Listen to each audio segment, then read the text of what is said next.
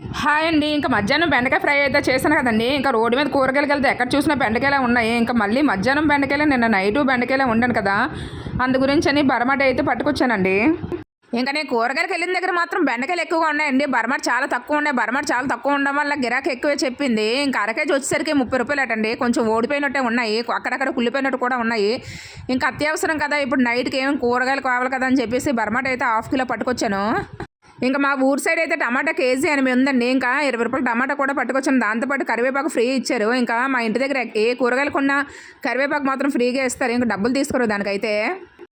ఇంకా పిల్లలిద్దరికి అయితే న్యూడిల్స్ తీసుకురమ్మన్నారు, స్పైసీగా చేయించి వేడివేడిగా. ఇంకా అందు గురించి ఒక ప్లేట్ మాత్రమే తీసుకొచ్చానండి. మళ్ళీ నైట్కి భోజనం చేయడం మానేస్తారని చెప్పేసి.